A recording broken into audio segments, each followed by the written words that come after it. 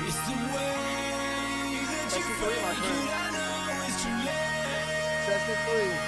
We're doing the connection to market.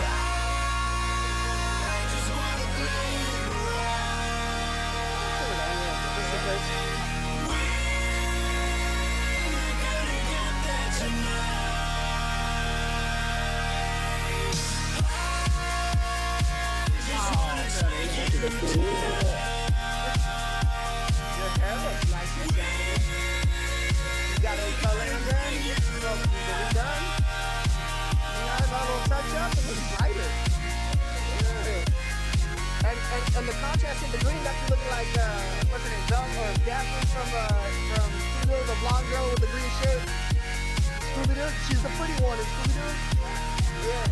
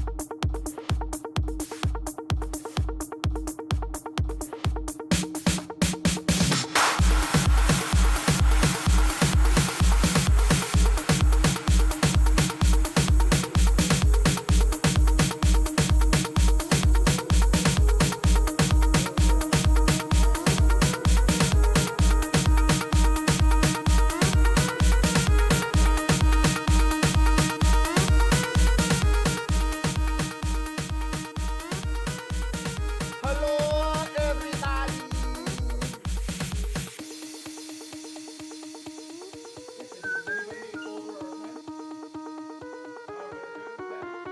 $1 million? Anyone? No?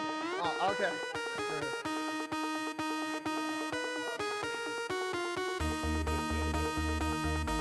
Oh, that's cool. Is that $3 million?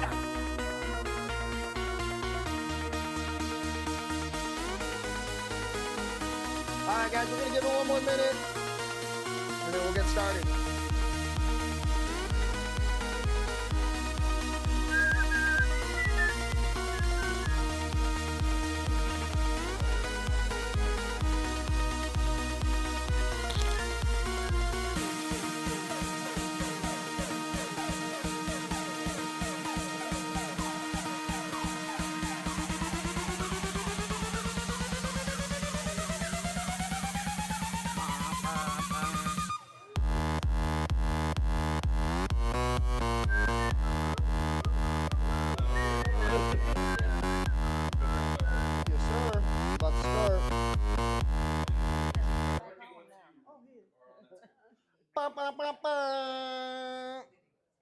Good morning, everybody.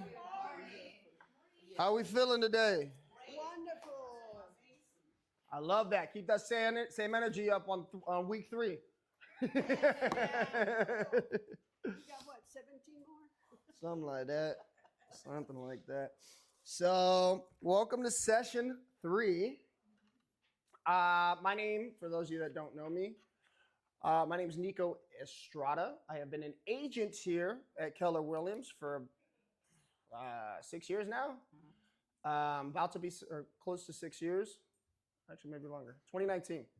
Yeah. And that's 6, right? Almost 7. It's almost 7. It'll be 7 in June. So my start was rough. You guys are probably going to hear a lot of really awesome success stories about people that just knocked it out the park when they come into this place. That wasn't me.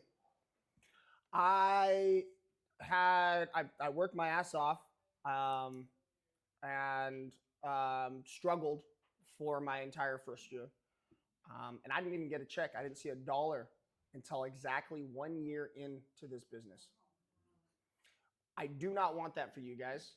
I'm going to help you guys learn from my mistakes so you don't have to do that. I did have another business, so I was kind of trying to balance 2 lives. But I committed myself to this, and I assure you that if I can commit myself to not making $1 for a year to becoming the top 20 to 10% of this valley, you guys can too. Nice. Okay? Yeah, that is really So, connect with your market. Who wants to tell me or what they think connecting with your market looks like? And Zoom, don't be afraid to chime in. I'll be calling you guys out. Just think because you're not here that I won't be finding you. Edward, Lucario, and I don't know who Elevation Resources is, but welcome. Who wants to tell me what they think knowing your market is or connecting with your market is? Getting out there, community events, door knocking, talking to people. It's not bad. That's part of it for sure. I like the way that was put. But yeah, we'll get into that. Obviously, we have your TCPA. We also have our new regulated laws with negotiating commissions. This is all stuff you are going to see every day that you are here. Fair housing, AI disclaimers. And copyright infringement issues.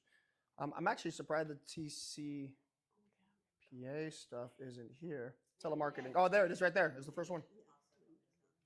There we go. So connect with your market. We're on day 3 of your 20-chapter experience with Ignite. I assure you, if you guys pay attention and just do what this entire booklet, keep this booklet, what this entire booklet tells you to do, you'll make $1 million. This is your layout on how to be successful. If you do 80%, 50% of what's in this book, you will be successful. It's that easy. Actually, if you just do the homework that it tells you to do at the end of every day and make 10 calls and do that, you will be successful. It is that simple. It's not easy, but it's that simple. I promise you. So, how do we fine tune that and make that better? Well, here's the truth. Somebody want to read it? Who wants to read it? Stacy, thank you for raising your hand. Here's the truth. If it has been done in another market, it can be done in your market. Once it has been done, no matter where, it is just a matter of finding out how that can be possible in your world. All right. If it has been done in another market, it can be done in your market. Once it has been done, no matter what, even if it's once, if it's been done, no matter where, it's just a matter of finding out how that can be possible in your world. Who believes that? I do. What does that mean? You make your own market. You make your own market as part of it. You don't need to reinvent the wheel. You don't. You don't. And if somebody can make $1 million in $1 million market, is it possible for you to make $1 million in a $300,000 market? Yeah. Is it possible for you to make $1 million in a $10,000 market? Yes. Just, Harder, but just, yes, you could. just do more. Is it possible? Yes. The only things that are everything is impossible until somebody does it. Science fiction is only science fiction until it becomes science. In the 1970s, there was a very popular show called Star Trek. I know this is before my time, 1980s. Okay, don't rub it in. I was born, I don't know about you, but I was born in 92. Hey, you make that a song. But I connect with the classic stuff. And the technology that they had in that series was science what? Fiction. Fiction. Kind of funny how that technology in that series is now in the palm of our hands today. The video calls and the telecommunications and, I mean, heck, we're cloning things now. We're on the brink of breaking warp speed. We have the designs and patents for it. And why were those things, why are they now reality? Because people grew up watching that and believing it was possible. It was planted. The imagination of a creator implanted the future of what was possible for the next generation. Man is dangerous with his imagination. That's crazy. It is. Yeah, gotta be careful. And God gave us that imagination. God gave us that imagination so that we can dream of the possibilities He's put available for us. For the better good. Right? Yes. Now, we can't accomplish anything or think of anything that isn't possible. It's impossible. You can't think of a color that doesn't exist. I dare you. What does the color magenta look like? Whatever you thought. Imagine, you can't think of a color. You can't think of a color that doesn't exist. So if you can't think of something that doesn't exist, that means what you think of must be possible. So we're going to get to know our market. And as we said, we believe that knowing our market is getting out there on the ground floor, grassroots, door knocking, connecting with events and things like that. That is part of it. Knowing what events that are happening in your area is a part of it. And you mentioned that having information on your market, right? So that's all part of it. Now, knowing your market is being an expert on macro, micro, and macro levels, right? You want to know your data. So it's about research and what? Preparation. So how would we do research and preparation? We check the market every morning. Check the market every morning. What does that mean? MLS. Flex MLS, for those of you just getting started, has a really nice tool in front of the page that tells you how long homes are staying on market, what the median sales price and median list price is, right? So there's data there. NAR has research tool. Realtor.com has research tools. And a really great way to keep yourself connected with the market is start a newsletter. Not only that, that helps you connect with your market, aka your clients, right? Because they get something from you of value once a week or once a month. I do mine monthly. Some people do more. But I am forced to research what the heck to type to these people once a month. So I provide diagrams, pictures, things like that. But I have to research in order to give these people value. It forces you to be an expert. So there's a lot of ways to connect with your market. So there are 3 types of real estate markets. A buyer's market is what? More than 7 months in inventory. I'm sorry, I can't hear you. You guys still asleep back there? More than 7 months of inventory. Woo! Energy. A balanced market is? 5 to 7 months. Months of inventory. I love it. And a seller's market is what? Less than 5. To make this simple, a buyer's market is when there are more sellers in the market than there are buyers. And a seller's market is when there's what? Dang. You guys are getting giddy really quick. So, who can tell me what market are we in right now? Time of a balance. Yeah, we're on that cusp of balance and buyers, right? So, and this will, this is kind of based off of your what we call an absorption rate. If no homes were listed tomorrow, how long would it take for those homes to be eaten up by the market? Well, hello. Welcome to the Himalayas.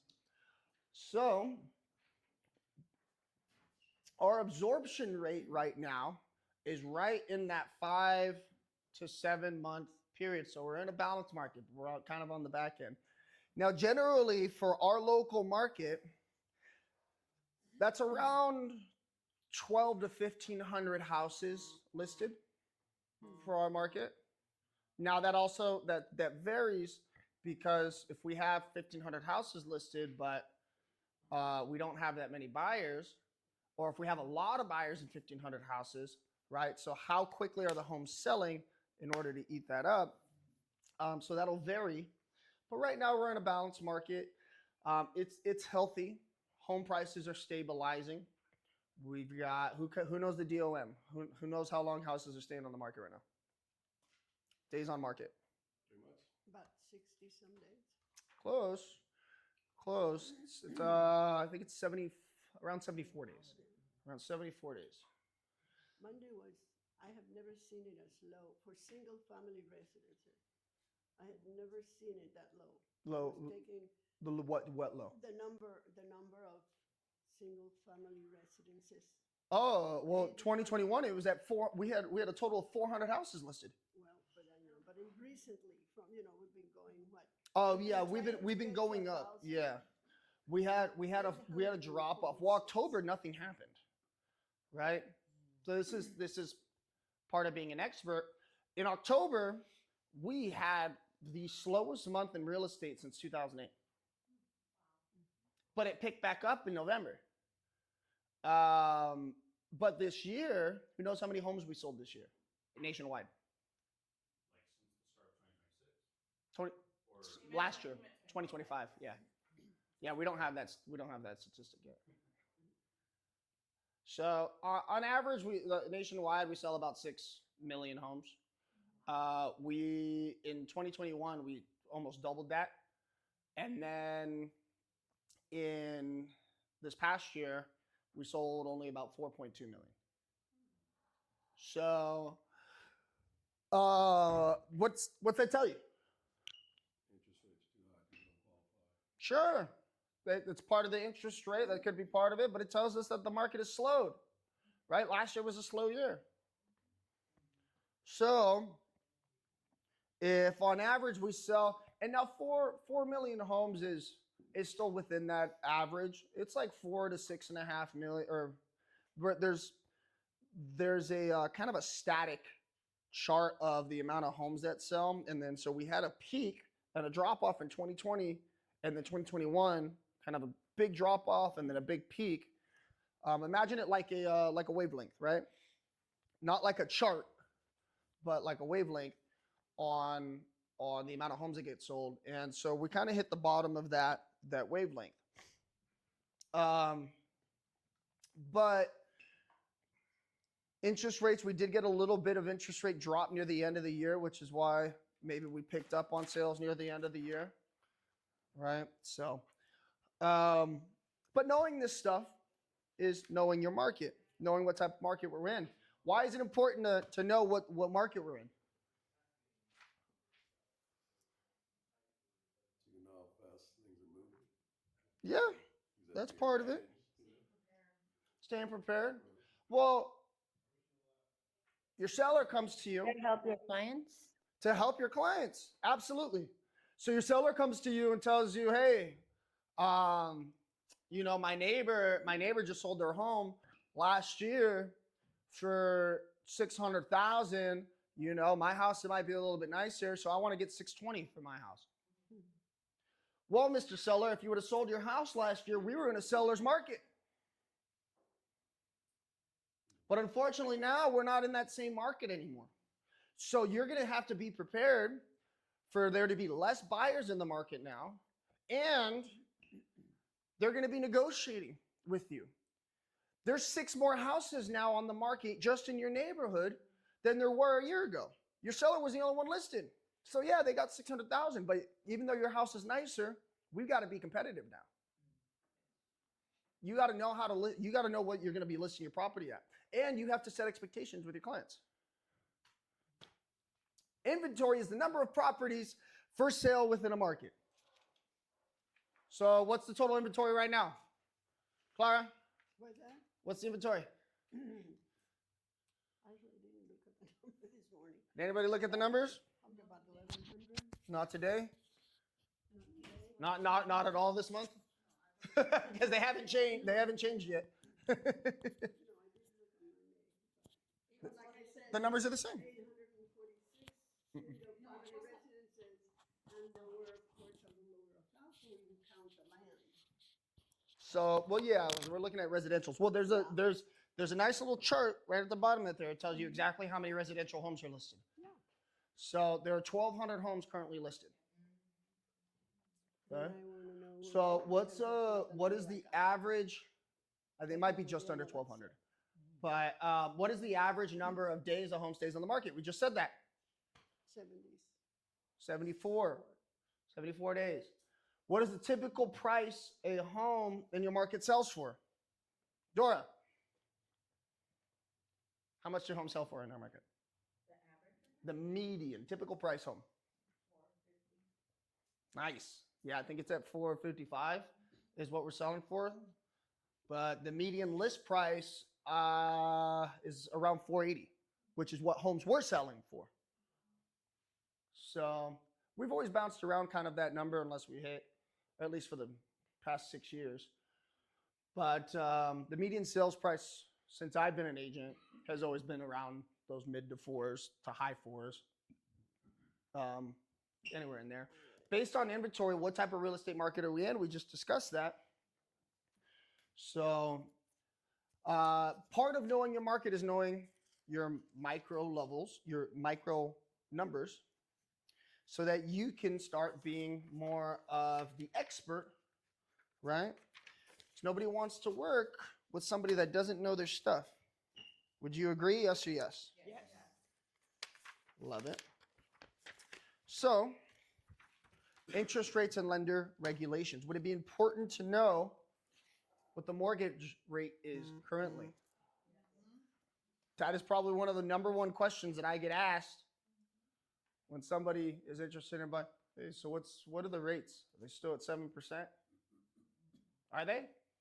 No. Oh, it's good to know that, huh? Nice. See, we're getting connected.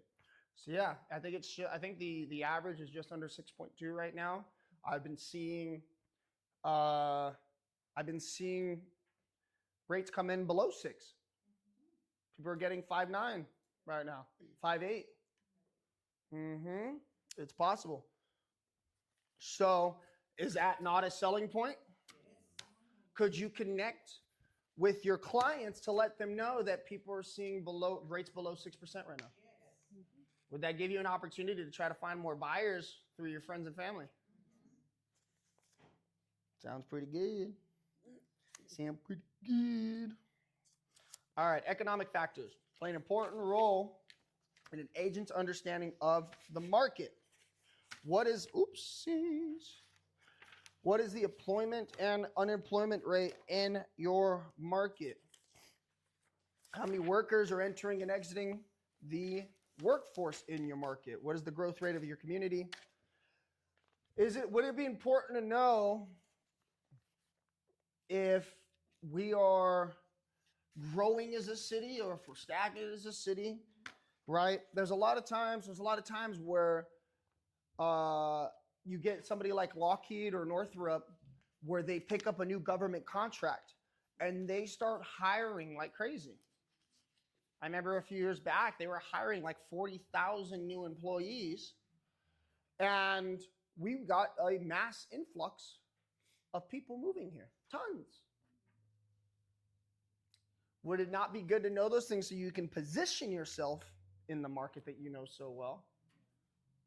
To do that, to be that person, to figure out how do I get a part of that small market niche while it's happening so that I can continue building my success.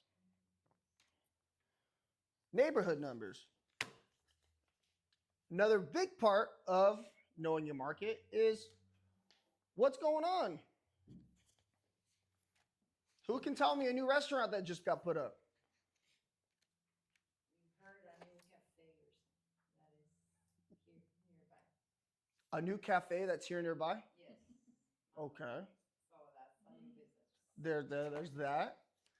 You know, if I've got an open house happening right here on the other side of 30th Street West, right? I've got one right off of Park Meadow. I can tell people that, hey, yeah, there's a neighborhood Walmart right here, which is like a grocery store. Very convenient for you. There's a Starbucks and a pizza spot right there, and also a really great sushi spot just down the street. So if you guys do decide to move here, you're pretty much walking distance to that sushi restaurant. That's actually my favorite sushi restaurant. It's called Goldfish. And then the mall's just down the road. You're about 5 minutes from the freeway.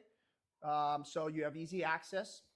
You're one of the best parts of town as far as community, and no HOA, right? You're not going to have any strong community guidelines. So it's important to know these things about specific neighborhoods, because people want to, when people are looking at houses, you need to be in touch. Like you said, get out there. Go knock on doors or go try different restaurants that you can recommend to people. I love trying little hole-in-the-wall restaurants, because if it's something that nobody knows about, and I'll take a client there. Sometimes I'll go on a showing, and we're in the area, we're looking at a house. Ooh, let's stop by this spot. You're really gonna like it. And I'm not taking them to a yard house. I take them to, always try to take them to like hole-in-the-wall spots that are like really, really good. Like, I remember this one time I took my clients to Lee Esther's. I don't know if you guys know where that is. It's a little Creole Cajun hole-in-the-wall spot, and their po' boys are just phenomenal, just insane. So we stopped in there, and you wouldn't even know this place existed unless you knew this place existed. The same thing with Shogun right there, right? Shogun Sushi's right there, but it's on the other side of the main street. There's nothing there, and it doesn't even look like anything. But you walk in that place, oh my goodness, it's about this small. There's about 4 tables in there, and it's so good. People love that stuff. So neighborhood attractions. What things can we do in the neighborhood? Did you guys know that we are getting a round one put in right here? A what? Round one. Yep. It's like a Dave and Buster's, but better. They got bowling. They have a lot of like Asian style, like arcade games, like Japanese style arcade games, and they're great. There's one in Burbank, but there's a bigger one in Arcadia that's really really nice. But they're gonna put it in right here. They're gonna be changing the entire mall from being kind of more shopping related to being actually environment related, so people want to come and do things. Is that good to know? Alrighty. Yeah. Say what? Yeah. It's gonna be right here across the street. Sears? Sears? Which right here. It's coming back. Wasn't that where That's where round one is being put. Forever? Sears ain't coming back. Oh, well, what Nah. No. The only Sears you'll be seeing is the old Sears building in LA, and that I'm surprised they haven't done nothing with that. Okay. That building is kind of cool to look at. You're putting in the K1 as well? Supposedly there's supposed to be some type of like thing like that, but that old Mulligan's, what was it called? Was it called Mulligan? Mulligan. That's gone. Yeah, they're not. They turned that into, I think it's like a church or something now. Yeah, they added a whole other like section to it too. Damn, look at the conspiracies happening right now.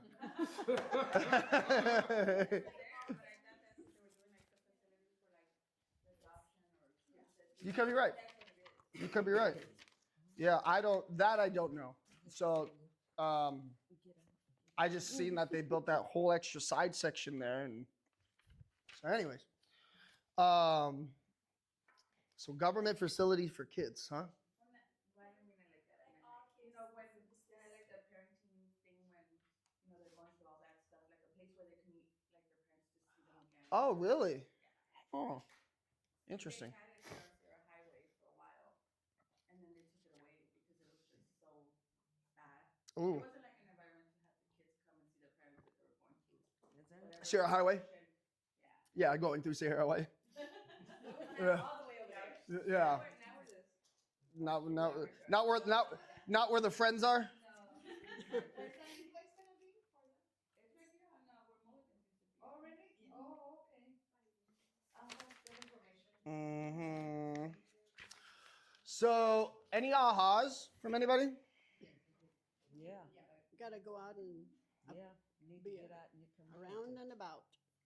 There's a whole lot of To things find that out what's going left, on. and I didn't know they was coming back. Of course, we do get some of those. What are the books that the city gives you to let you know what's coming? So absolutely. So staying in tune with your market. There's this thing called AV Edge. AV Edge. And they're a nonprofit. They're part of the community. And they are part of the economic growth. EDGE stands for Economic Development and Growth Enterprise. I can't remember the last D stands for, but Economic Development and Growth. And they're a nonprofit based that's connected with the city that is part of bringing businesses and just economic growth to the area. So their main thing is that they have a newsletter every month that kind of updates you what's going on in the neighborhood, what new businesses are coming out. People, when I put on an event for the office with the Peter Voog event. I got connected with them, got our stuff promoted on there because we were trying to help grow entrepreneurs. That's what one of the E stands for. It's entrepreneurial growth, development, and something like that. So get a part of that newsletter. How do you get the newsletter? AV Edge. You can look it up, AV Edge, and you can request to be on that newsletter. I think you can just Google Antelope Valley Edge. or AV Edge. Another thing is staying tuned with the numbers, right? Google. Google's your best friend. That's how I figure out anything. Do not trust AI for the information that you get, because AI is just copycat spitting out what it thinks that you're asking, but it could give you delayed information. So when I'm trying to figure out how many homes that we've sold last year, and I ask AI, do you think it gave me the right number? No. Mm-mm. No, it was giving me predictions from an article that it's picking up the information from the beginning of the year. It didn't give me the numbers. It gave me predictions from it was telling me that that there's a prediction that in 2025 XYZ amount of homes will be sold. I don't want a prediction. It's January. I want to know how many homes were sold. So I looked on National Association of Realtors. You can look on Realtor.com. You can look on Zillow. You can look in a multitude of places. Who knows where you get your interest rates from? The lender. You can ask them. How do you do it on your own? Go to keeping current market matters. And I think What's bank that? rate, I think it's called. Yeah, bank rate too. Bank rate. You can do that. FreddieMac.com or Google Freddie Mac mortgage rates. FREDDIEMAC mortgage rates. Somebody Google it right now. You get a diagram of what mortgage rates have been since 1970. Pretty cool. So now when people start complaining that mortgage rates are 7%, 6%, you just show them this diagram and say, hey, they've been on average around 6, 7% since 1970. As a matter of fact, in 1980, they hit 18%. 1989, it was 18%. Having these resources help you look like a what? Like a professional. Like somebody who knows their what? The market. Their shit, their stuff. their market. The market. It's all right, I fuck with that. So 30-year fix, 6.15, 15-year, 5.44. Woo! No, I was looking at something else. And you see that graph I'm talking about? Well, I'm just at the front page. Yeah, it's right there. Scroll down. Oh, yeah. Ooh. That's on Freddie Mac. Ah. So you said that's on Freddie Mac? Mm-hmm. Nikko. Did you guys look that up, Freddie Mac? Okay. Did you guys see that? You can also adjust Zoomies? 1 year, 3 year, 5 year, 10 year. Oh. So like for example, 1 year it's exclusive. Oh, nice. It's cold. Oh, nice. Mortgage. 3 years. Is it hot in here? Is it just me? No, it's Yeah, not it's hot, hot in it's here. No, it's not. Do not cut the air on. A police. There. 30 years, 6.15. 15 years, 5.44. There you go. Yeah. There's other graphs you can find too. You can look. Tells you that. Here, download. You can find Oh, graphs this on all is kinds of since stuff. 1970. So you can find graphs on the average, the average home sales, or the average, the median sale prices throughout the nation, things like that.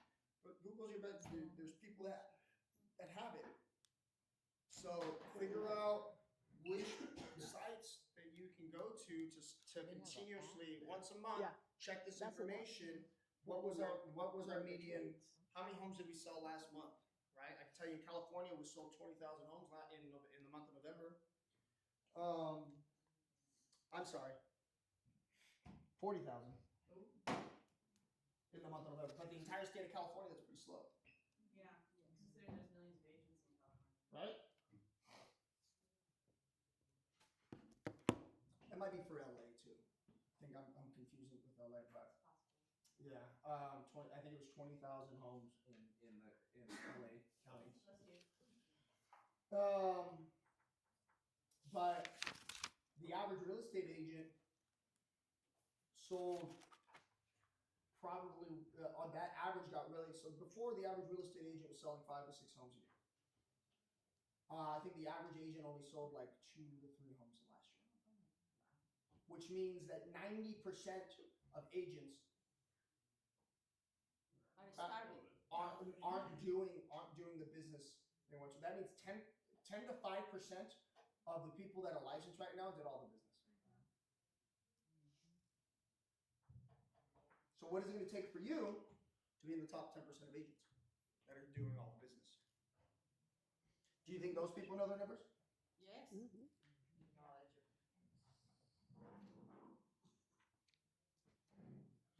Build your expertise. Become the expert of choice. What does it mean to be the expert of choice? That's right, Nathan. The one that everyone wants to choose. How do you become the one that everyone wants to choose? Who's got some ideas? Having the knowledge. Have the what? The knowledge. The knowledge. The facts. Have the knowledge. What's the point of going to class if your teacher doesn't know anything, right? You guys got to be a teacher. I will tell you this right now. You're not salesmen. You're not saleswomen. You are helpers, providers, and teachers.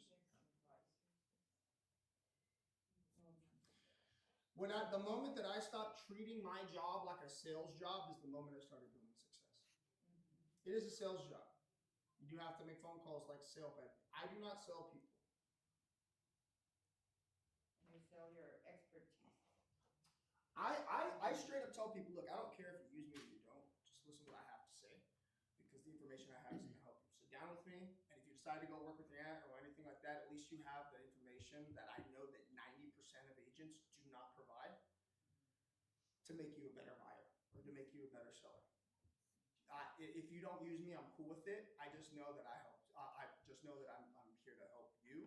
And so even if you decide to go to your other agent, something's going on, just hit me up. I'll give you whatever. I'll help you out. I'll do it for free because I know what I have is valuable, and I just want to help. Right at the end of the day, and stop trying to be the suit and tie agent that I thought I was supposed to be. And that's for me, but I will wear bands and a hat till the day I die. I made that decision. Doing it right now. As long as they're clean. Now it's okay. The suit and tie. I mean, we got a buddy of mine. He started here. I mean, we're buddies now, but we started at the same time. Brandon Eilick. He is the suit and tie agent, and that guy is great at it. I built a business on being my version of my business. I work a lot with investors and things like that, but I work a lot with homeowners and regular family people. So you will find what works for you. Lean into that. Be the expert. So 4 steps to building expertise. Learn the market. Let's read them all. Learn the market, learn your clientele, listen to individuals, keep the headlines in context. Oh, you know what? I took this mic off. Sorry, Zoom. No, you left it here. It got hot. But I had this one on the table, so hopefully you heard me. I'm loud. I'm going to put this. I'm sure they can hear me even without the mic. Oh, yeah. We can hear you all the way to the back. Yeah, the future can hear me. So, where are we at? Sorry about that. The 4 steps. So learn the market. Lore. Know your lore. Lore stands for the what? Woo! Language of real estate. Those are your numbers.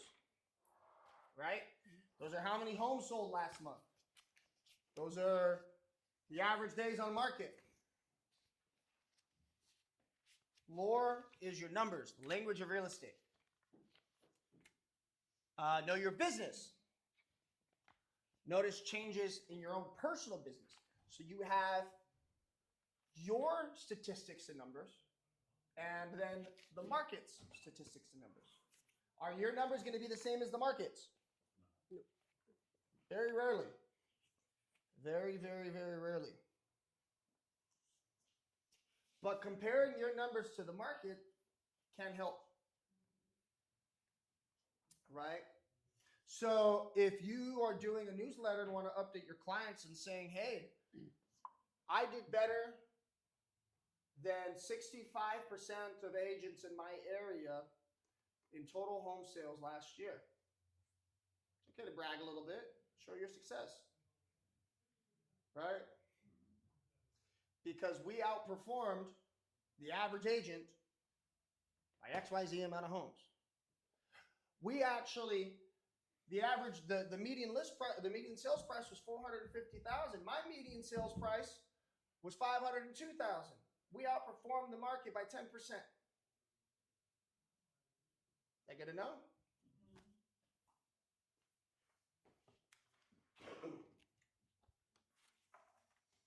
Who are the buyers? You got to learn your clientele. What type of buyers are you working with? Are all buyers the same? Mm-mm. What kind of different buyers are there? Investors, families, First time buyers.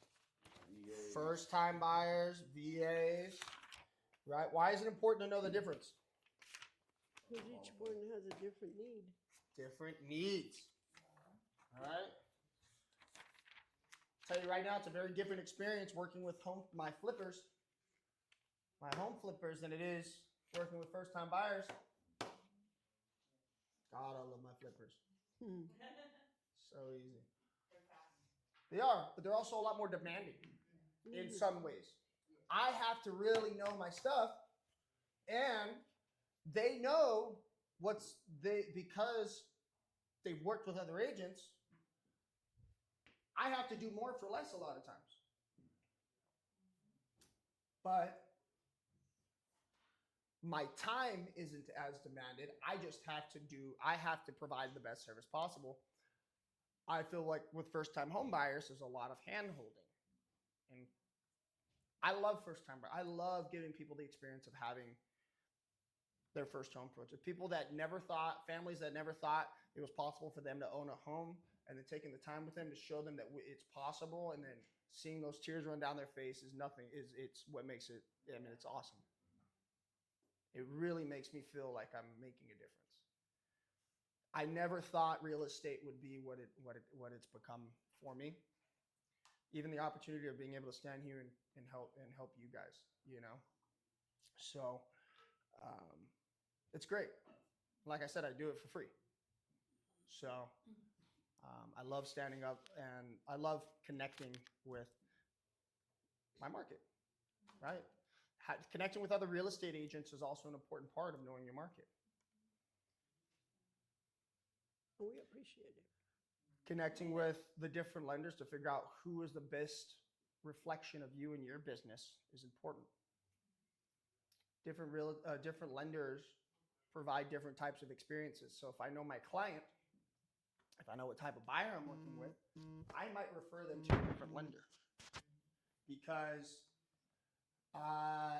personalities, sometimes just personalities. I love Hadia and Carol. They are the greatest. I've gotten offers accepted just because their names on the contract, And Carol's trilingual. She speaks Spanish, English, and Arabic. So that's really, really awesome. And I also have lenders for my investors. All right. I have lenders for people that maybe I feel like are just kind of be a little too just personality clash, right? I've got different personalities for people, so it's a good thing to have. Does the market benefit your clients? Does the market put your clients at risk? So, is right now a good time to sell? Always. Is right now a good time to buy? Always. Right? But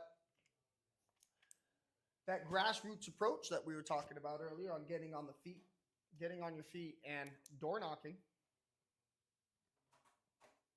talking to people, getting in conversations with people.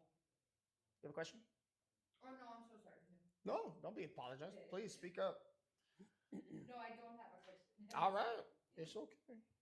Is that a question?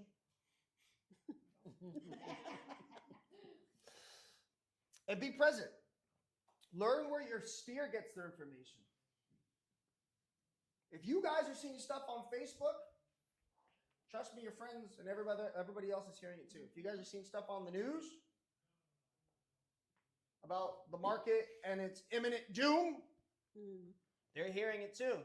I've been hearing stuff on the news, on CNN and all this other stuff about the imminent doom of our real estate market for years now. Since I started real estate, everybody's been talking to me, telling me about the crash for 7 years. I still ain't seen one.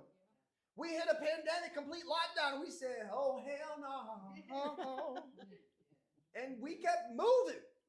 Doubled down on it even. Where? Feel bad for those people that told me 6 years ago that they were going to wait for the market to crash. I feel bad for those people. Oh, well, no, the market's going to crash. We know it's going to crash. Okay, you do that. Now the market doubled, and you definitely can't buy a house now. Good luck. Sorry, Charlie. So the best time to buy is when you can afford it. Always. Because you can show them a graph on the median sales price throughout history, and I promise you, it goes like this. It might go like that a little bit, but it go like that. And right now, we're at the average interest rate. We are never going to see 3% interest rates again. Not in our lifetime. I find it very unlikely that we will hit below. I mean, we might see 4%, maybe. But that was the first time that's ever happened. Ever. But people stick on to what's happened before, thinking that it's going to happen again, which is why everybody thinks the market's going to. The market is not going to crash like it did in 2008. That happened for the first time in history since the Great Depression. There have been two major markets that have crashed the real estate market. And it wasn't because we had an 18% interest rate. It's because our government failed us. The banks failed us. Both times. So people lost everything.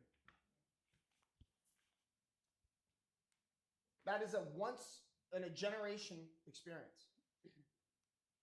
We will have other recessions. Sure. They will be adjustments of 20% in market value. I mean, you would think the market would be toppling down right now with everything that we're seeing in the world. But people have what right now? What do homeowners have? And low what? Why the hell would they sell? Why? They got money. They house rich now. People that bought in 2019, 2012. You know how many people, how many friends of mine were like kind of getting on their end. They're like, man, I think I need to sell my house. I'm like, no, you don't. I convinced, and this is where I come from. I convince people not to sell their houses because they have a $1,500 a month payment on a house that's now worth $480,000. Just don't sell your home, bud. It's all good. If you need me to, I will. But my job, your comfortability in owning this house and having this as an asset right now is more important to me than a paycheck. So let's figure out what we can do. Let's talk to your bank and let's figure out what we can do to make sure that you save this home. So that it's not going to happen again. And a lot of people will sell their valuable asset to move, and that's okay if they really need it. But you never, if you haven't started making more money, you're not going to be able to buy that house again.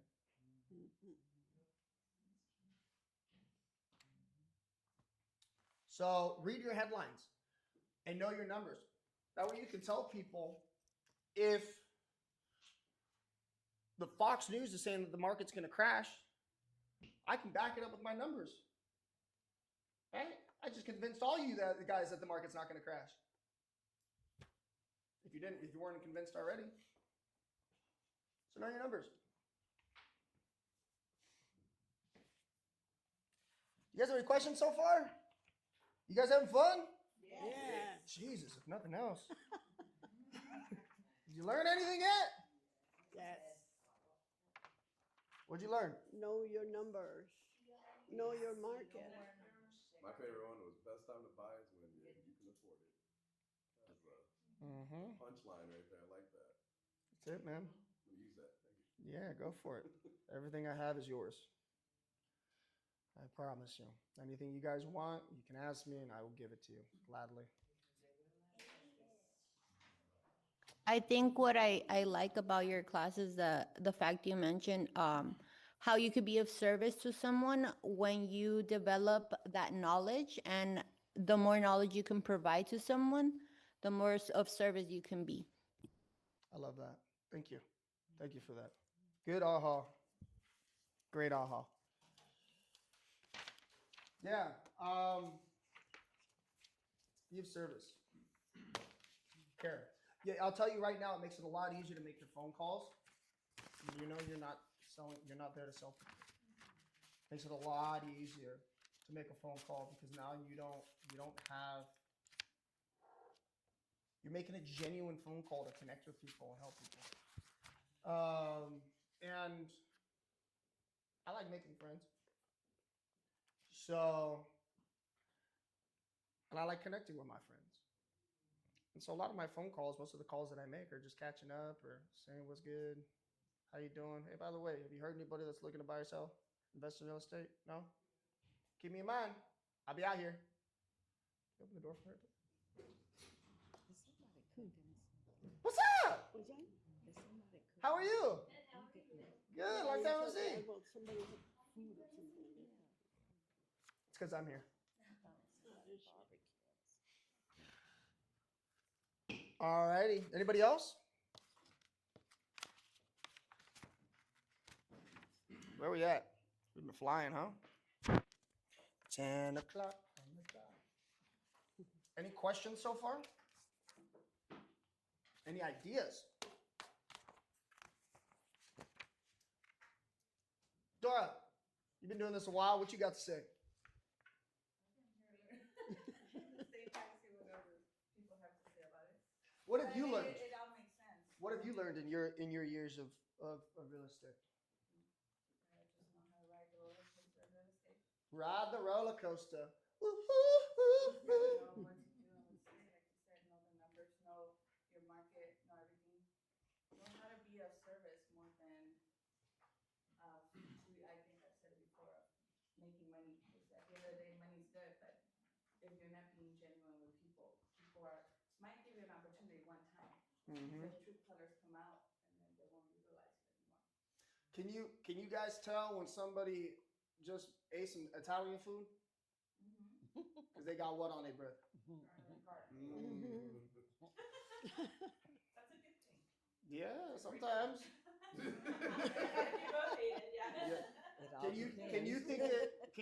Can you think people can tell when you got commission on your breath? Oh, yeah.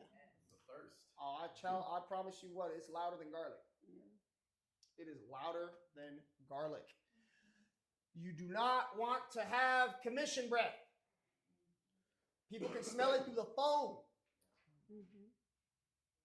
And if people know or feel like they are being sold or that you are not genuinely trying to help them, they will run away and not want to kiss you anywhere near, get anywhere near that mouth. I promise you.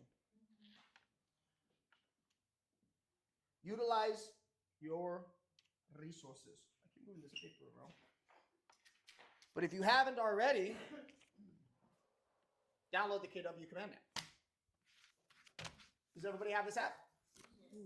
That's what it's at. You guys all have it on your computers? Yes. Phone computers? Is that what you said? Phone and iPad.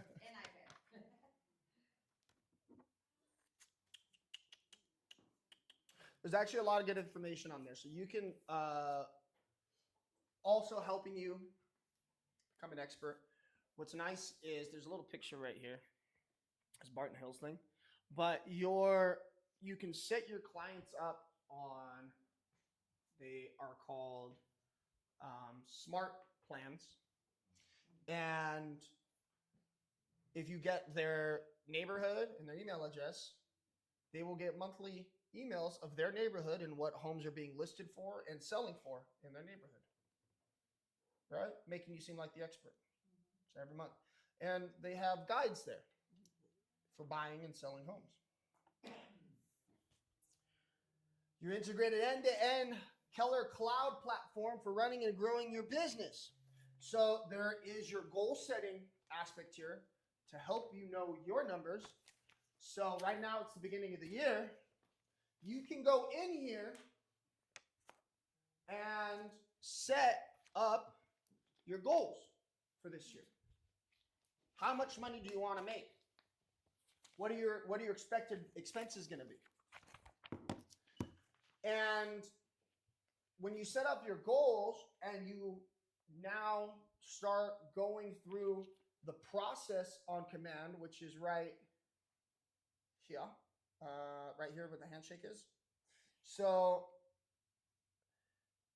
when you have a listing, you put it in command and it moves down this sequence in command to where when you get to that closing, boom, those numbers get added to those goals. And so you can track automatically what your numbers are. So I don't have to go through and recalculate everything. I'm just doing it throughout the year, and then boom, my numbers are there. You can track to see how healthy your database is with addresses and neighborhoods. So you know if you have a 20% address score, that you have a reason to call people. But let me call the numbers that I have and see if I can acquire some addresses. The best way to do that is by sending, hey, what's your address and what's your birthday? I want to make sure I send you a happy birthday card. You know? Or just call them and just catch up with people and say, hey, how's it going? How's Timmy and Mandy? How's T-Ball? How's work? Yada, yada, yada. By the way, do you have any buddy that's looking to buy, sell, or invest in real estate for little old me? I appreciate your time on the phone today. I'm going to send you a thank you card. What's your address? There's gonna be some lucky scratchers in there for you. Two $1 scratches are my favorite. Because I like to gamble a little bit. And then a nice little pretty picture of me 10 years ago that needs to be updated. And my phone number, just in case you forgot, even though I called you. Something I learned. Nico, What's happening? sorry, I just had a question. I have an answer. How often do you either mail something out to them? I know right now the holidays, but do you mail something to them like quarterly, like how do you do the marketing on your end? I'm not the best with mailers. I'll tell you that right now, but I do like mailing stuff and handwriting things. Anytime that I get a referral, I mail them stuff. I make phone calls on birthdays. It is good to do the handwritten stuff. It's good to do Christmas cards. Some people are really good with that, but it does make a huge impact. So when you do like your Christmas cards and stuff, the number one thing is that you want to be in contact with your database at least 36 times a year. Whether it's a text, an email, a phone call, a piece of male face-to-face interaction, something called a 36 touch. So you can draw out in a newsletter, anything like that. So you can draw out an outline on how am I going to touch the people that I know at least 36 times this year. And if you can do it more, you can do it more. If you're really, really doing it, you'll probably hit them more than 36 times. You can hit them pretty much weekly if you set it up almost correctly. So with this, with the command, you can have it on a bi-weekly setup to where they're getting 2 snapshots of their neighborhood a month. You add your newsletter, that's 3. You should be calling them at least every 3 months. So it's another 4 touches, right? It adds up. Sending text messages. You should have face-to-face interactions with these people at least once every 6 months, if not more. You should have Instagram posts and things like that they're seeing, and other contacts. By the end of it, you're at like 54 touches, right? Sending, if you're doing the mail, the happy birthday and all that stuff, they're hearing and seeing your face 36 times a year is the goal. It is called TOMO, top of mind awareness. That is what you're trying to maintain. Top of mind awareness. So by staying in front of these people as many times as possible a year, you are maintaining that top of mind awareness. Does that help answer your question? Yes, thank you. You are welcome. Now, Angie. Yes. This is the question I have is basically okay. So let's say we have we put the sphere on command, but see, these are people that we contact, family, friends, etc. Mm-hmm. Do we still need to ask permission to market in order to be in compliance? Do you still need to ask permission to market? Ask that one more time. Okay, so my sphere on command are all my friends, family, people that I usually communicate with. But that is on a personal level. Now, my question is to be in compliance if they are in that do not list, which I do not know, and they were to be some of them that were in that do not. Do I still need to ask for written permission to market, or You don't need written permission. no, just permission? No. Yeah, you Should don't. I? You don't need written permission. As a matter of fact, you can send anybody anything until they tell you not to. Even if they're on that do not call, or not actually that would be the spam. You the other need, one, yeah. but- I mean, 'cause of- if they're on a do not call list, Mhm. there you can go check if you're calling new numbers. There's a way that, depending on how you get your numbers, but you can run those numbers through the do not call registry to see if they're in there. To be honest with you,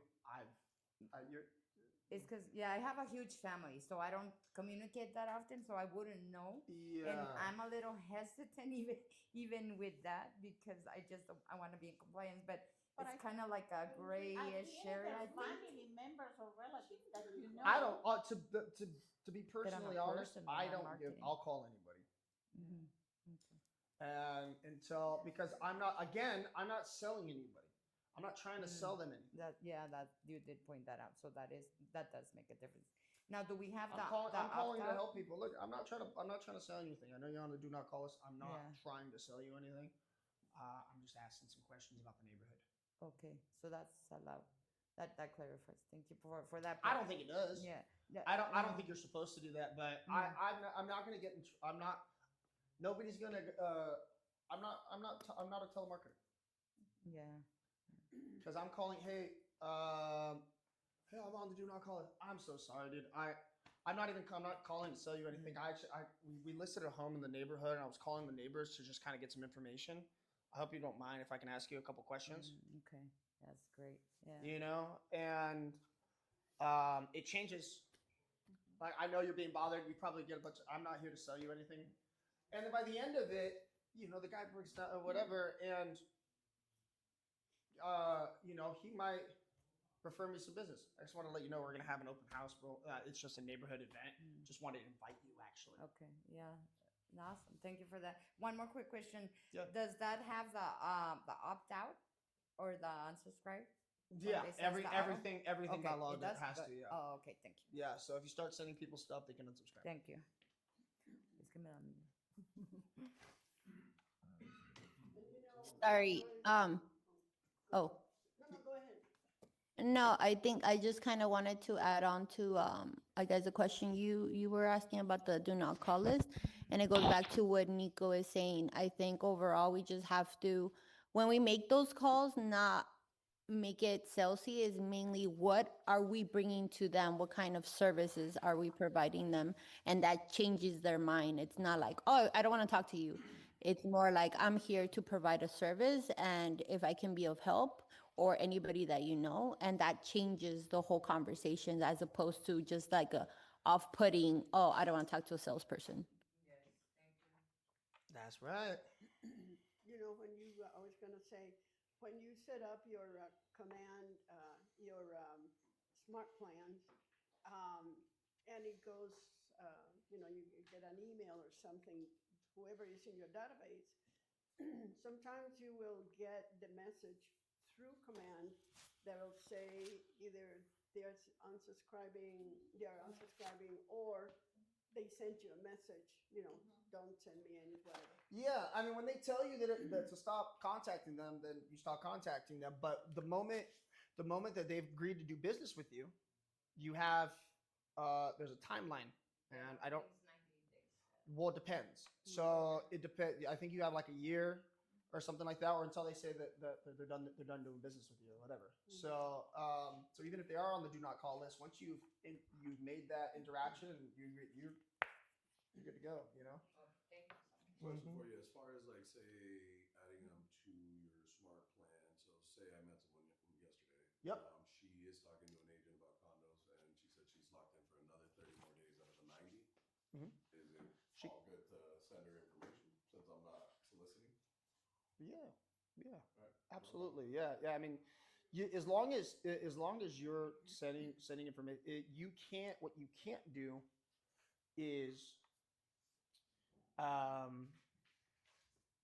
what you don't want to do is do that agent's job for them. Yeah. But I just got a client who was under contract with another agent.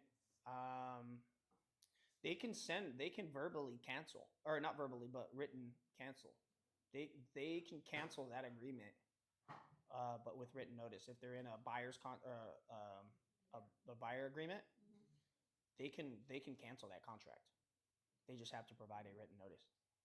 And there is a clause. There's a clause on that. Not every agent puts it in, but the clause on that is that if the agent showed that person a house, and if they sell that, or if they buy that house that agent physically showed them, or sent to them, one way or another, that the agent would still be owed their commission. But a lot of agents leave that stuff out.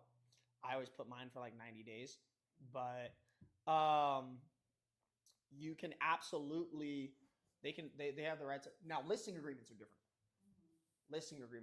But they can cancel those contracts. I pick up clients from other agents frequently. not because that's what I'm hunting, but because people are unhappy, and I provide a good service because I give a damn. I'm gonna grab some water real quick, but while I do that, if you don't have the KW app now, get it. Touch the drop down menu, scroll to your profile, log in as your agent, and share your app with others. How cool is it to say, or how much of an expert does it make you look like? You'd be like, yeah, I got my own app. Your agent got their own app? I don't think so. Not like mine. And get people to use your app. You can send them to Zillow or what have you, but you're here. It's connected to you, and it's connected to your command. So you'll get a notification on your command telling you that your friend Tay is looking at houses. She liked this one. So check it out. Check out the app real quick. I'm gonna grab some water. Mm-hmm. Didn't have it? Oh, there you are. I said, all right. Mm-hmm.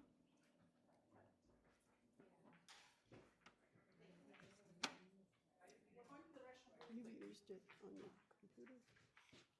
Okay, I love you. Bye bye. Okay, you may want to do that because you remember the password. Or is it already sent in? Yeah, do you remember the password? I haven't written down. 'Cause All right. So establish your business on social media. Like 10 posts a day. Leave 5 written comments. And send 1 direct message a day. One of the greatest things that I have done was I had a Facebook of 2,000, 2,500, 20 some odd 100 friends on Facebook. Facebook will allow you to send direct messages, new direct messages to new people. I think it's 100 or 150 times a day in the 24-hour period. So if I send it at 1 p.m. in the afternoon, I got to wait till 1 p.m. the next day, unless I get responses from those people. I went through I've done this multiple times, my entire friends list, and I direct messaged everybody. And if you can get in the habit of doing that, by the time you're done with the first round of direct messages, you can start messaging people again back at the top of your list. And what do you think those messages look like? What kind of stuff could you message everybody? Interest rate. Compliments? Information. Happy Sure. birthday. Happy anniversary. Yes. During COVID, it's kind of a scary time for a lot of people. I went through, and in about an hour, I can copy and paste about 100 new direct messages. And I went through, and I said, "Hey, I know a lot of people are going through a hard time right now, and times aren't easy. If you feel like you need somebody to talk to, or you need advice, doesn't have to be about real estate. Could be to vent, could be to cry, whatever it is, let me know, I'm here for you." Did that 2,600 times. What kind of reaction do you think I got? Right. Notice how I threw real estate in there? Threw it in there, but I didn't make it about real estate. I made it about them. Make your business about your people. I promise you it'll help. So, my follow-up, the next time I messaged them, was, how are things going? Just wanted to let you know that XYZ is in the market right now. After the follow-up conversation, or actually it wasn't even that. Actually what I did was, with the people that were responding, I did another follow-up with goal setting. Hey, the new year just started, and I'm reaching out to people. I learned a really good tool for goal setting. And we have it. It's part of your guys' stuff too. You can get it from Team Leader. You can ask Kevin for it. He's got it. But it's called a GPS, or a 1-3-5. You create one major goal. I think you guys have a copy of it in here too. You create one major goal, three priorities to accomplish that one major goal, and then 5 strategies on each 3 of those priorities to accomplish that major goal. So if I want to make, my goal is to make $200,000 a year, then I need to list 17 houses and work with 14 buyers. How do I do that? Oh, and I need to go to training. I want to attend 5 training trainings a year or something like that, right? So how do I do that? Well, to get 17 buyers, I need to make this many phone calls. I need to have this many appointments. I need to go on 2 appointments a month or 2 appointments a week so that I have 3 new listings a month, right? And you break it down into those numbers that are finite. I did that. I reached out to everybody. Hey, I want to help everybody accomplish their goals for 2026. I haven't done that this year, but I did it. I've done it a couple times, and I've gotten good feedback. Let's sit down and go through your goals. Come from a place of contribution. You don't want to just go ask people, hey, what business do you have for me? People are going to stop wanting to hear from you. People will stop picking up the phone. Oh, here he goes asking for something again. Figure out what it is that you can go and call people and help them out with or provide them. Even if it's just asking them to lunch. Get in the habit of asking people for coffee. I'm not a big coffee drinker. Literally, I probably only drink coffee maybe once or twice a week when sometimes when I'm here. Every now and then I'll go to coffee, but I'll go sit down and take people to coffee all the time. Get tea or something, whatever, but or lunch, right? Or just go hang out. Invite them over for dinner. How did it help you out, or what did you do last year? Since you said that majority of the agents did only a certain amount of closings. Yeah. How were your numbers last year, and what did you do that you said helped you? Last year so the beginning of last year was probably the slowest my business has been since I started. I ended up doing I think about 3 million in total sales last year. No, maybe like 3.5, somewhere around there. But you just kind of have to double down on those connections. When the market is slow, we can't just expect the business to come in. So make it a point to touch more people. Figure out new avenues that you can get a part of to help bring in business. I signed up with homes.com. I got a part of Flex, MLS, not Flex, Zillow. Just to try to gain more traction. I try to have more arms out there. And the homes.com thing I really like that one. The Flex is good too, but it's pretty demanding. And they take commission. I feel like Zillow is just not for everyone. It can be tough. Like I showed property and it just did not.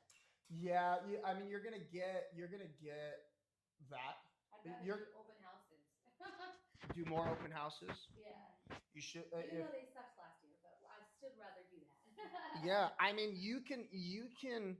Was it George or I can't? I think it was somebody. No, it was. I want to say it was Rob Talbot, or somebody, but they would Monday through Sunday, rather than working here at the office, they just set up open houses at vacant homes and just work from there. Put yourself in a position to where you're always going to have an opportunity where at least maybe one person comes in. Make sure you're signing up for the floor time. Yeah, I was just saying, where do we go again to find all the agents that need help? To find the agents that need help? Like with their Are there listing agents house. that advertise now when they need help for their open houses? You know what I do is I just go on the MLS. Sometimes you can ask people here at the office, but you Okay. can go at any office and you can say, hey, I'm willing to. You just gotta send them a text. We're not allowed to do other people's open houses I was anymore. just gonna ask you, yeah. We can only do Keller Williams. But you. Okay, I'll say this though. I've let other agents take a host at my listings, and they're not done. We changed we're not allowed to do that anymore. Okay. Yes. Yeah. So yeah, this start late last year or mid last year, we are no longer allowed to let outside agents that Maybe are. we could have like a news board or some type of like, hey, here's my listing. We do. Because of insurance purposes. Yeah, insurance purposes. We do. If you're looking through the market, which mind you, we should be connecting with our market and looking at our numbers, right? So you should be able, if you see a listing that has a KW agent on it, you can ask that agent. You can talk to. Victoria, she's the one. You can talk to Victoria. You can talk. Kevin is the one actually. Isn't there an announcement? A page has like announcements. Well, we have a Facebook page, but you're not always going to get everything on there, Yeah. No. right? Flex, But- Flex and But I Melissa have has the posted- office they do have like listings. sometimes Joy or someone will post like Yeah, because Joy posts a lot, and then there's someone hanging flyers on the hallway too. yeah. Yeah. So if you. I'll tell you what. When I got started, what I did is I knocked on every single one of these doors here. Hey, do you have any open houses I can do? Hey, do you have any open houses I can do? Hey, do you have any open houses I can do? That's Dora. That's a good. She was on a team when I first got here. Her and Ileana Dominguez were on the team, and I used to bang on her door every week. How many open houses can I do this weekend? Good. Everybody, call me. Hey, you got any open houses I can do? Call me. Bang my line. I think last year I did so many open houses I would do 2 a day. 2 every Saturday, 2 every Sunday. It So helps. from one to the other one, one to the other one. And the canvassing before, in the days leading up. Sometimes I got- sometimes I'm you're gonna nurturing get it. money. Sometimes you're gonna get a flag. I know that feeling. I know that feeling. Yeah, I'd be that. Sometimes I'd go 3 weeks in a row, and there would be nobody that showed up. Yeah. Mm-hmm. Joy got over 40 families at one open house a couple weeks ago. Wow. She did a 7-level marketing big time on it. It was a Santa Cruz. You know, I think there's a change in. And it was probably at a very affordable price for Santa Cruz. I think They so. probably priced the hell out of that house. Seven-day Yeah. open house. Because I missed the It was concept. crazy. There's We're a not allowed 7-day. to have. We are not allowed to Every day. do or have open houses from outside agents. So I can't allow somebody from EXP to do my open house, and you cannot go do an open house for an EXP agent. That makes sense. So it must Thank be you for the KW. clarifications there, because I really. It's new. It's a new thing. It's an insurance So thing. it must be She's on. KW agents that I show for. Okay. Yeah. And then I also missed But that also includes the Valley. So if it's a KW listing in the Valley, mind you, we are associated with KW Porter Ranch. But I'm sure there would be no issue with that. Or if you wanted to do KW Encino, you wanted. I mean, What about VIP and sure, why not? Santa Rita? I don't think there'll be an issue. Iman, see you next time. She wouldn't- That'd be a good. You can double check. I would double check with Iman. Probably gonna have the best information on that. Or double check with Kevin. Do open houses. They're great. I love them. They're great. They're boring. And here's my hot take. Do 2-hour open houses. I always do just 2 hour. Do 2 hours. You can do 3 in a day. Yeah, I usually do 3 hours. If you do 2-hour open houses, you can do 3 in a day. 10 to 12. 1 That's to 3. 10 to 12 takes 30 minutes to tear down, another 30 minutes to set up at the new one, right? It's about an hour in between. Then you can do 2 to 4, tear down, and then you can do the last one 6 to 7, or 5 to 7. You start early, you can make it happen early, but you can do 3 in a day if you do 2 hours. Or it makes it easier to at least do 2 a day. Even if you want to do 2, I've done 3 in one day, not one time, a handful of times, but 2 in a day is nice. But Saturday is the best. 1 in the morning, 1 in Doesn't the matter. afternoon. Sunday I find is better after 11. I'm sorry, after 12, after church. Mm-hmm. Usually after church. Yeah. Oh yes, wait. Okay. So my question again with the complaints. In order to know the placing of where we're allowed, because every city does have different ones. So we just go to the city and find out, because it would be like if I had my own, I know if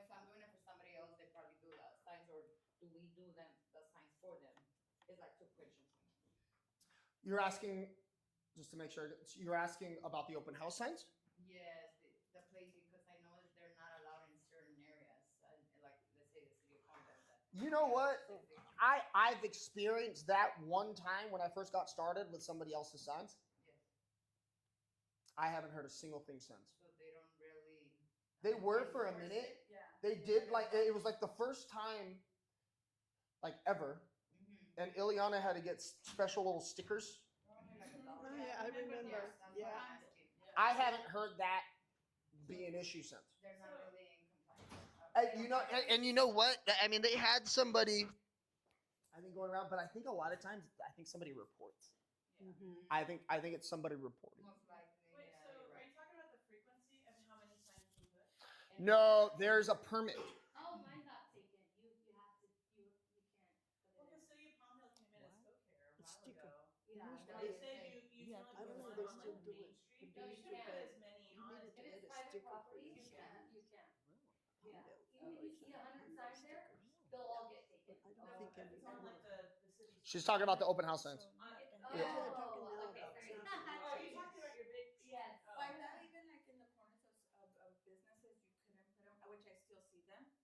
But because I think that Palmdale has not gotten into, like they're not broke, so they don't need to go There and was get a money million from of it. them. I think as long as it doesn't interfere with pedestrian, Yeah, you know, Yeah. it's safety issue. versus. So I will take the PC approach on this one and say that you guys should absolutely double check with your local ordinances on what the legalities are for your signs. Palmdale does have sticker permits that you do have to pay for. I don't know if Lancaster does, but I know Palmdale does. They're charging now because they didn't use before. What? The sticker Yeah, they were like a Yeah. They're like a for the dollar. signs. They're like $1 each. Oh, now they do. Huh? No, this was this. I experienced this. I experienced Because this back in 2019. I have a few on mine, but I had new, Huh? so I'm glad I heard. On the corner of the sign. Yeah. So they do have stickers. My Nikko answer is fuck it. But I suggest that you guys go and. So. I've seen some things around there, but I've never seen stickers on them. Oh, yeah, here. All right. Logo. Are we having a good time? Yes. Are you guys doing your homework? Yeah, already. Darn. I like the pen. Woo! Damn. She likes them. Are you making your 10 calls? Yes. No. No. I said 10 texts. I'm just kidding. I need to calm that. Does the what? So let's talk about that. So you send 10 texts. And I did get a Oh, response. this is something. You did? Yes, I got That's great. Oh, this is Woo! social media. It works. It does work. It does work. I've done about 75 mail outs. Let me ask you this. What feels better? When you get a happy birthday text or when somebody calls you on your birthday? When somebody Call. calls. Yes, that's It's would you say that it impacts more? Yes. It hits that emotional, It gives you a chance. love meter. So what do you think is more effective on a, let's say, a percentage wise? You can send out 100 texts, you can make 100 phone calls. What do you think will have the bigger impact? phone call, definitely. Now, texts are effective, and you can do a lot more of them in a lot shorter period of time. And depending on what it is that you're trying to make happen, texts are perfect. Sometimes setting up a text for a phone call is a good way to set up that phone call. Hey, girlie, you got time to talk today? Yeah, that seems sense. You get a response. Whatever. You got the lingo, huh? What about, Hey, girl, hey. what about that now that you can do through your phone a voice text? You've got mail. I mean, that's all part of it. Just get in front of people. Just talk to people. I mean, just whatever way you can, just talk to people. If texts are working, then work. But, you know, you can't just be text. It can't just be emails. Do it all. Figure out, be creative. You know, get out there and like I said, like it doesn't have to always be sales. Invite somebody to I coffee. think something that's so intentional and something that any generation, whether it's me or my ladies that are a little bit older than in the older years, handwritten notes are so impactful. Those thank you cards. Yeah. Yeah, thank It's a you lost art card, form. or like even like she sends out mailers. You can do like spring mailers. You could do Valentine's Day. Thank you, Everything Nadia. depending on the holidays. What holiday that month is. Since September of the year prior, I did one every single month, and it was always something, fun or And good. how good was it? And it was last year not. for It was you? so good because even like my first solo buyer that I had, just hearing from them and how their life has changed, how now they have a baby, how now they're like, they're so happy, and just hearing from your past clients, it's always so nice. So I think that even handwriting, I'm like, I would get listings and I would get people to call me and people to remember me. Like everybody, and almost everybody that I've talked to now that I send out things, they're like, we look forward to see what you're sending out that month, and it's just so it could be nice, so you could stay top of mind and they can remember you because, like I said it before, people forget about you like that. So Nora, for those of you on Zoom, was saying how powerful, impactful handwritten cards are, and sending those cards out on holidays and birthdays, and it gives that up. People will call you and say thank you, I got your card, and how appreciative they are, and it does. It opens up a new opportunity for conversation. Yeah. Even like this year, I think I started in January. I did my house anniversary ones, and even the ones that I never sold them one. But people that I've met in open houses and all that I know they have a property, I'll look up their house when they bought it, and pull up the picture and Anniversary. send them a picture of their house, and I'll put established on the date, and I'll tell them, today's your house anniversary. Maybe if you don't have like a whole, do you guys have like a past clients? Are you guys newer? If you guys don't have maybe a lot of past clients or people that to get creative, maybe you have a church group or you have like friends or their children that that they're gonna be going into their 20s or their 30s. Get their addresses. Yeah. There is a website called Fast People Search, and the Fast People Search, you type in, you can put their phone numbers or addresses, and you can pull up on RPR if they own the house, when they bought it. I use Fast People Search to get phone numbers all the time. It is Fast People Search is phenomenal, and it's crazy what's publicly available. Yeah, yeah. It is crazy. I will figure out who your mom, your auntie, your sister uncle. is. Yeah. I will figure out where you've lived. FastPeopleSearch.com. It's free. Is it free or we pay? It's free. No, it's free. It's literally like the number one that I have found, because there's so many sites where it's like they make you think you're gonna get the information, Yeah. and then you're sitting there waiting for 6 minutes, and then it's like, to get this number, it's $7 or whatever the heck it is. Yeah. So Fast People Search is absolutely free. Thank you for that. Fast People Search is absolutely free. I also use this. There's a lot of scams out there. I will use this if you get a text or an email from somebody, and you want to verify who it is that you're talking to. They say, I had somebody telling me that they were one person trying to sell a piece of property, and they had their driver's license, they had their name, they had the property address, and something was just off for me. And I use Fast People Search. I verify that the number isn't a real number. It'll pop up and there's no information on it. And I talked to this man on the phone, heard his voice, but I'm like, that voice does not match that face. And you know what I mean. No, it is. Yes. It's public data. Try you first. Put your address in or put your phone number in.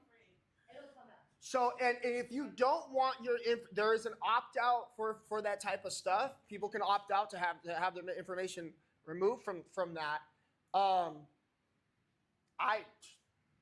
think there's still a way though.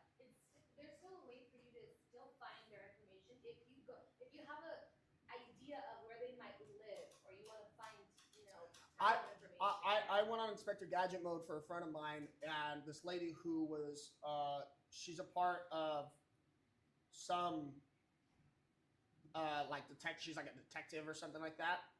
I couldn't find her on Fast People Search, but I through enough using like title or things like that, I figured out where this lady lived. But you can't do that unless you're an agent and have access to title. Right, exactly. So, and I did that by looking up. You can look you can also look people up by name and area on your title search. So if you go to title toolbox, if you know the person's first and last name, you can search that name in home ownership throughout an area. So I can put in Los Angeles or Lancaster or Palmdale, and it'll show me anybody that has that name that owns property in that area. Address to would it match? And if you put in an address, and it'll give you a name of the owner, or not? Yes.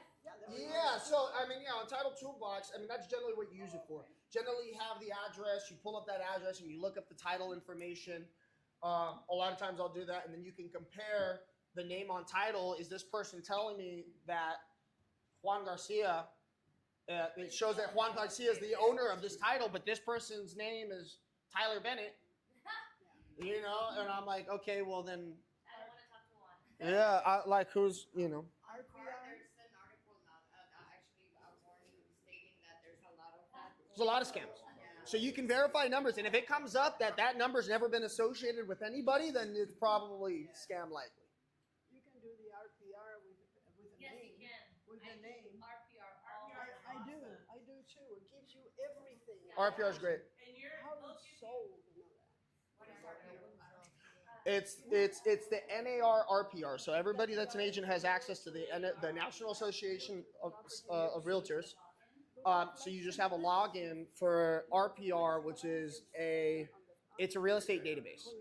It's a real estate database with all the listings, all the homes, things like that, and you can look up history on there as well.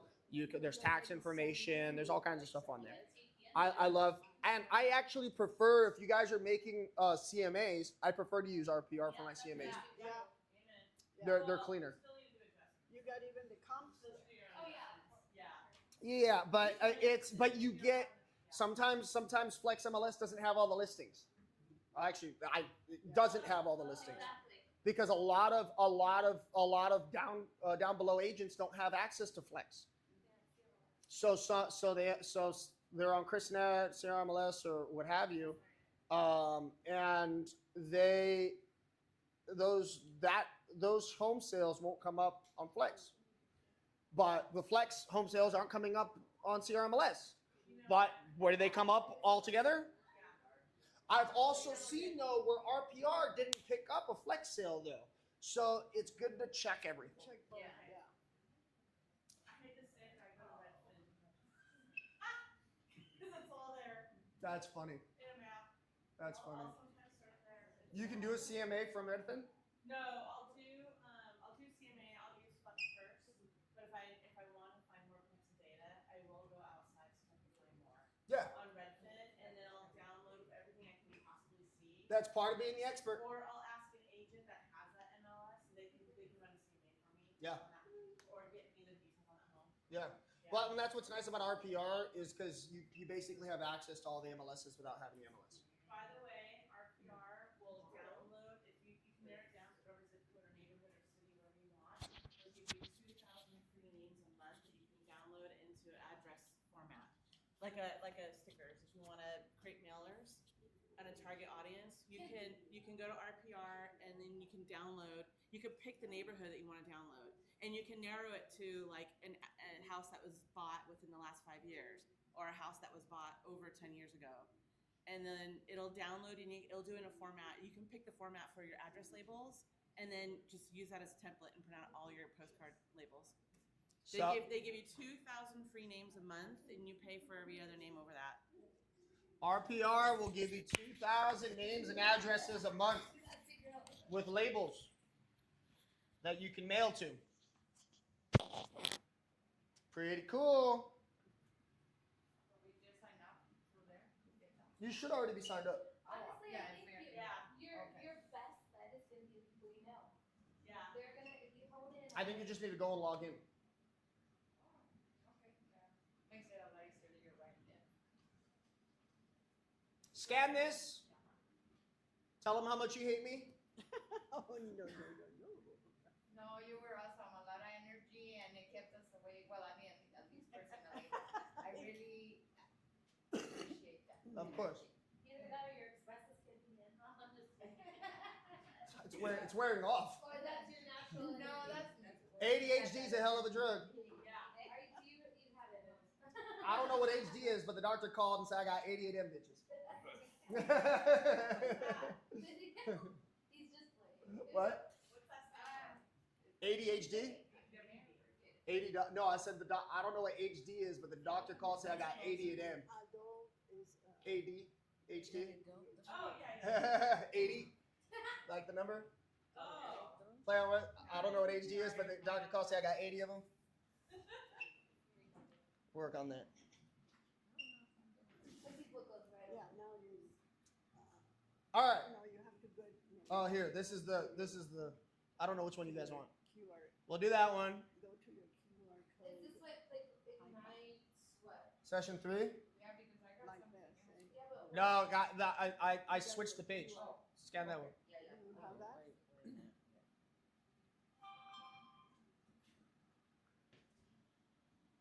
This one? That one is a keep disconnected. No, no. This one's brighter on the big TV. Yeah, Where is Zoom the in. screen? I think it's a reflection or the angle. I mean, because it's. Who is that girl I see? Nikko, I don't know. It's just honestly, I did not. Try the big screen, Mama. QR code. No, Hold on, there. clean your camera. Maybe that's what it is. There you go. You figured it out. Yeah, that's all. You have to go back to it. First try. What's Okay, the yeah. what is It's a the magic. Oh, region? it's Okay. doing it. What region are we in? Yeah, because it has all of that, right? Does it? Yeah, your region, I don't know. This is a newer thing that they started doing in the past couple of years. California, There, okay, Southern. wait, please, wait. I think we're still southern. Scan to Yeah, I think we're still SoCal. Now you want to send it to your email. When will my Oh, reflection that's something else. Is it Ignite 3? Session thrace. I don't know what happened there. Oh, yeah. What did it go to? Get involved. KW cares. Go to, We should okay, matter be on go to your Number 3. email and see if you went there. Because maybe yours automatically.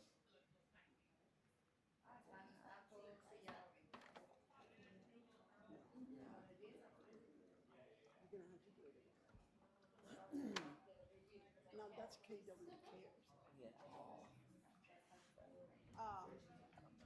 Nikko, she needs the QR code again. Please. Sorry, Nico, but it's not coming up. And your name's not. Yeah, it's not there. No worries. No, there's not. Nope, your name's not here. I could care less. Yeah, because it, you know, it was. I think the I don't need the accolades. I just need you guys to succeed. Go back there. Thank you. Oh, okay. Okay. Successfully scanned. What's up, Mama? Okay. They said it's not coming up anyways. Let me see. It is out on, It's a KW valuation. Oh, there it is. Yeah. That's it. Okay. Now the region is central and southern. Okay. Now the event is in person. The course name. Yeah, a lot of these people aren't even in our. Ignite. These people aren't even in our market. Some of these people. Connect. Oh, or maybe we have. Oh, you guys, Yeah. you put Central. There's California, West LA, Central. California, Southern. Central and southern. So there's Southern. So maybe you're right, that's the wrong. Select. Yeah, you might be at the wrong. You I type picked it Southern, in, so. you're not gonna find it, so Can what it we try is, central and you southern? go. We're not Central, And we're not in that, we're not coastal.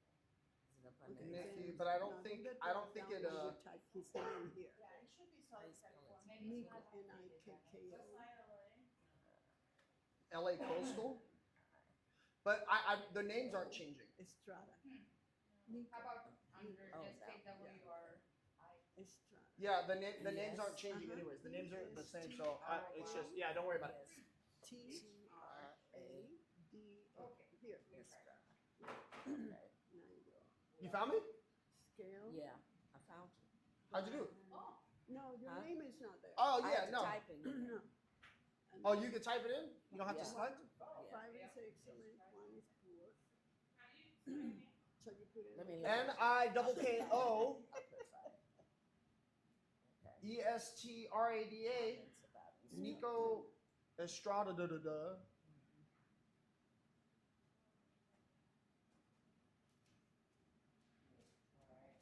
That's it. That's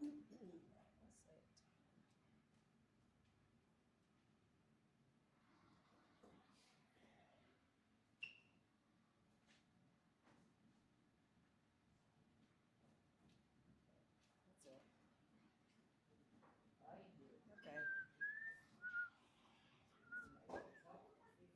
And then for those of you who want extra credit, I'm gonna be doing a communications class right after we're done here. We'll take a little quick break, and then I'm gonna teach you guys some of the basics on talking with people. That's helpful. Yeah, right after we'll do 11:30. Take a little. We'll take a little recess, and then or 10, 15 minutes, whatever you guys want. If you guys wanna power through or whatever. Yeah, I have a. What is it called? Constructive communication? Now I gotta put my coat on because it's getting cold. Oh, okay, cool. Oh, sweet. Thank you. They said we could type it. Did you type it? Hold on, Oh, okay. on. Ah, there you go.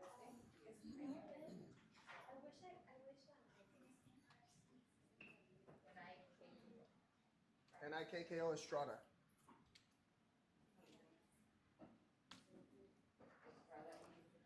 Oh,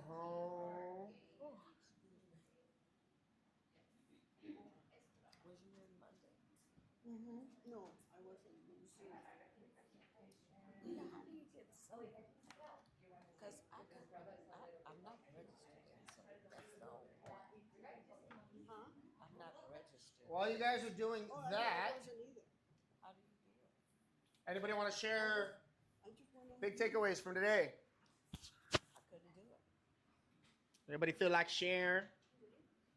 Well, I learned a lot of good information where I could get resources to do Woo! what I need to do. And I love that energy. I love it. You kept me going. Heck yeah. Who needs sleep, right? Couldn't sleep. No, I slept pretty good last night. I went to bed around like I don't know, like 4 a.m. woke up at 9. 5 hours. I just couldn't sleep. I'm insomniac. I woke up at 8. I woke up at 8. I did. And I had 3 glasses of wine and 2 melatonins. Sometimes, you know, Meeting.com. I said, you will need first meeting. Yeah, I you went gotta all pray. through the whole thing. I do it all. So I went through every step that they told me. Because it was, Huh? it was on the app, like if you wanted to. I signed in, but I don't know. If Yeah, I was laying down Go to from kwmeeting.com. no, I want to say 10 o'clock. From 10 o'clock, and it took me till 4 a.m. to fall asleep. Maybe that's what it was. It was KW. After 3 glasses of wine and 2 melatonin. It just had me Pick up the Bible. And melatonin. kwmeeting.com. I started with whiskey. Then your is I KWAD. did that, didn't have meeting. I do. No. No, I'm saying when I did it. I do. When I did it Monday. I do. And yesterday I was moving around all day. I thought I was gonna pass right. Okay, and then password, and I did. the same one that for the first. I felt fine. It's the same. I felt place where fine. they have the I was just laying classes. there. I don't know why it didn't work. Yeah. Okay, What time does that password happen? is That's probably not every night KWAV? for you, is it? It's common. I'm a night owl. Oh, I'm a night owl. When the sun goes down, like I wake up. That used to It's the be same until thing. I'm Because now I was more than trying like to I get in can get because up, do the I dishes, was I can coming, clean, do and 5 then loads of laundries. So do I. woke up I'm in the good at morning. it, I was ready I wake up to in the go. morning At too. night I'm like, just Before I let me knew take it, a hot bath. and I woke up and I had So, sinus headache. all right. So check this out. What I said to real estate is simple. This is it. This is how simple it is. If you guys do this every day, if you were talking to, if you just broke down to talking to 10 people about real estate a day on the phone or in person, I promise you, if you did that every single day, I'm not talking about just on Monday through Friday. I'm talking about every day. Talk to 10 people, get their info, and put it in your contact list. I promise you, you'll be successful if you just did that. If you did nothing else, but if you do all of these, you guys will make $500,000 next year or this year. I promise you. Let's do it. Come on. It Let's better start be this talking year. right now. I have another idea. If you guys fork out the money, I know it's kind of expensive, but going to bridal expos, Mm. and then at the end of the expo, they give you the entire registration list of all the people that register to go. Like apparently, it's really like newly married couples. That next step is they want to buy a home. Woo! And so, I mean, I don't know if you can how you can zone it down to the Antelope Valley area, but. Mm. bridal I think the opposing side for that is go through Facebook Marketplace and places and see people selling their used bridal dresses. Because then you could probably pick up on the divorce sale too. Well, not this one, I still have mine from before. When I got married, I Go to had a a dress. pawn shop and I find got out it. if they have last wedding bands. Already I got it. Yes, sir. sealed. Yeah. Okay, I'm going to the car to get my folders. There's a lot. There's a With lot. all the- And when you're doing your open houses too, you guys can always post your stuff on all the buy and sell pages. There's tons of them. They're free. On what? Facebook group pages. Facebook has group pages that are buy and sell. There's Antelope Valley buy and sell, high desert deals, things like that, high desert Craigslist, and all that. You can go through Facebook groups, get on your computer, go to groups on Facebook, and you can join 30 some odd pages with tens of thousands of people.